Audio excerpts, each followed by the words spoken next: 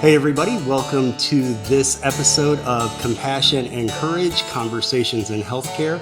I'm Marcus Engel, and this is the podcast where I teach compassionate communication, provide perspective, and inspire resilience. As often happens, with me today in the studio is the hotness. Hi. Hello. How are you? I'm good. How are you? I'm doing really good. We're starting to get rested up, actually, because we've had a really busy last Yes. couple of weeks. If we're Facebook friends, you may have seen this announcement on Facebook.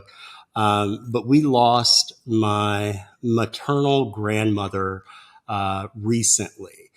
And a lot of people immediately jump in to say, I'm so sorry for your loss, thoughts and prayers, condolences, etc. So sweet. So sweet. And all of those felt a little misaligned to me, because when we lost my grandmother, she was maybe 3 weeks shy of her 103rd birthday. And while, I don't know, I guess anytime you live over 100 years, a person's passing is not surprising. It didn't come out of the blue.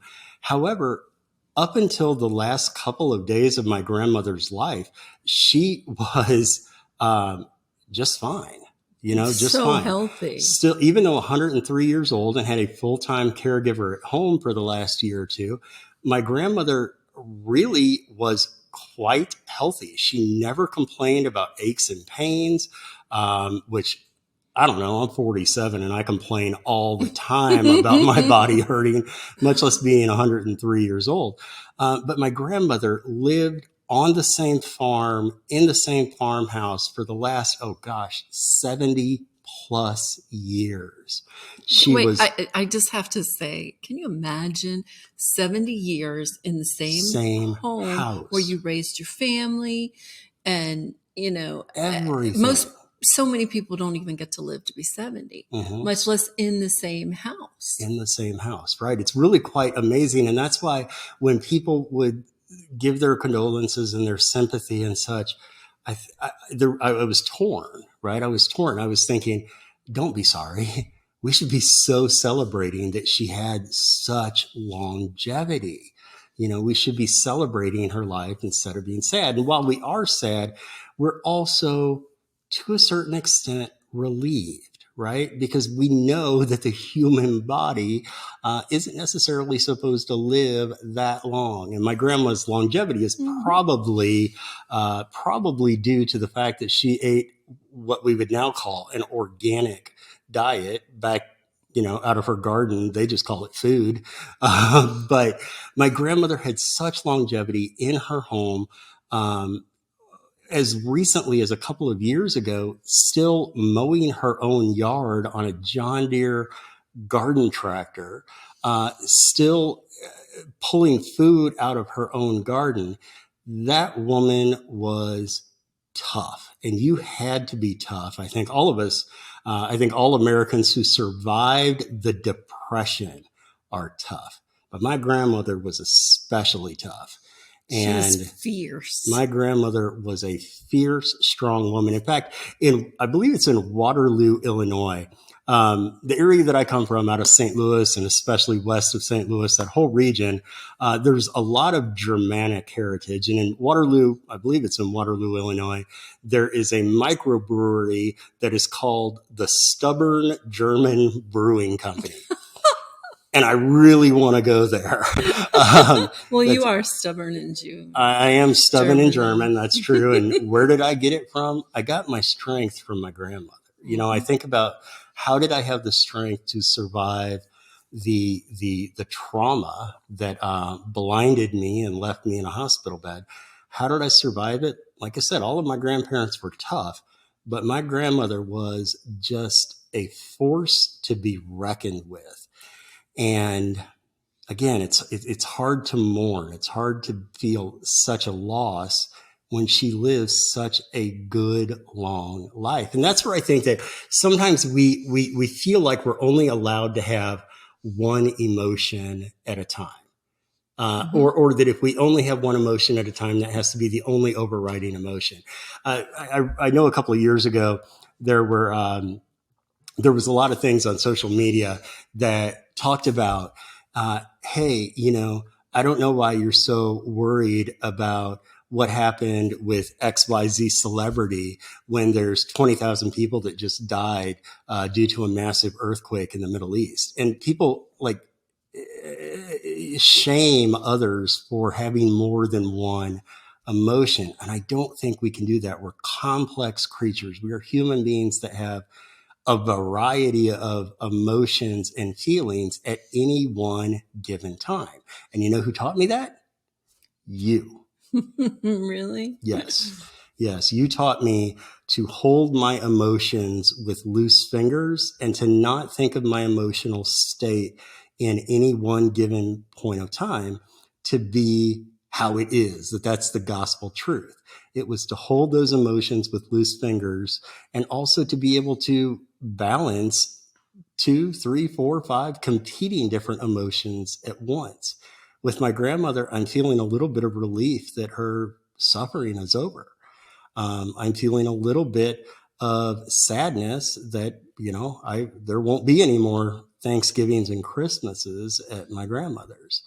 But I'm also feeling happy that she got to live the way she wanted to live and die the way she wanted to die in her own house, surrounded by her her her items that she's collected throughout her life and by family members. Yep. We should all be so lucky to have those kind of blessings in our lives.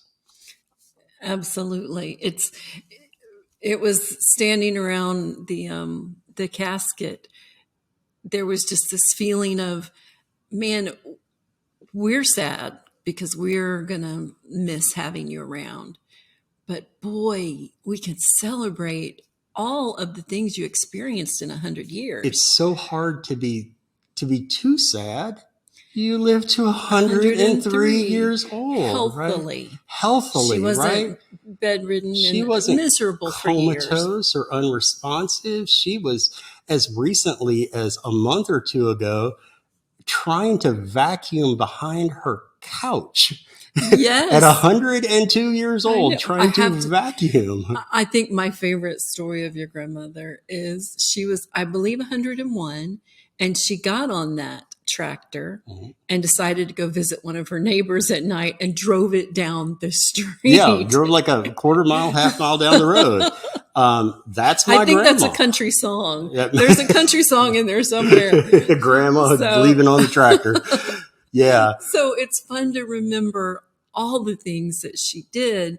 She babysat her great grandchildren for days on end and loved her farm. And we can be sad and happy and at the same time, joyful and thankful all at the same time, and have remorse and rejoicing. Yes, we can. We can do those. We can do both of those things. Yes. At the same time. Yes. We're human beings. We're complex creatures. We have more than the average abilities for those of us in the animal kingdom. And this is one of those areas where it really gets to show that, yes, we can have competing emotions that still end up in a place where we need to be. Absolutely. And not one emotion is bad or wrong. Yeah. You can wallow, or you can just feel it, as you always say. You feel it, and then you just go on, release it, and move on. Which, you are a great example, and I do believe you got a lot of that force of your grandma in you. I am stubborn German. So grateful for that, because that made the difference in life and death for you. Yeah, yeah. I sometimes get challenged by my own emotions and my own personality and mindset. I spend probably more than a little bit of time mad at myself frequently. And yet, how can I hate that part of myself when it's the reason that I'm alive? When it's a trait that was specifically handed down to me from my grandmother.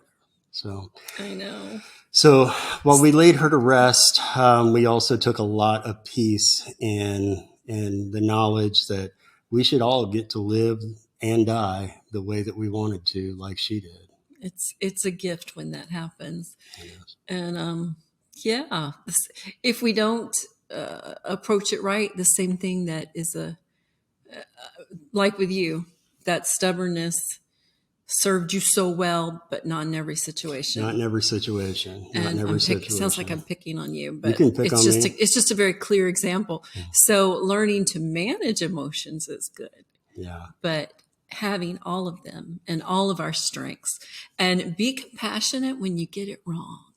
You know, when your emotions get out of control or whatever, just forgive yourself. Be willing to forgive yourself first. Take a breath. Then it's a lot easier to forgive somebody else for messing up. Yeah. Take a breath. Start over. Right. Yep. One of my favorite books is Illusions by Richard Bach. Illusions, The Adventures of a Reluctant Messiah. And in the book, the very last tidbit as part of the book says, how do you know if your mission on this earth is over? If you're alive, it's not. Oh, If you're man. alive, it's not. I love that so much too. So, that means your mission's not over. That means your story is not finished yet. And you have the right to pick up that pencil and draw every day how your story keeps transpiring. Yep. Transforming, transpiring, transcending these difficult times and emotions that we can find ourselves in.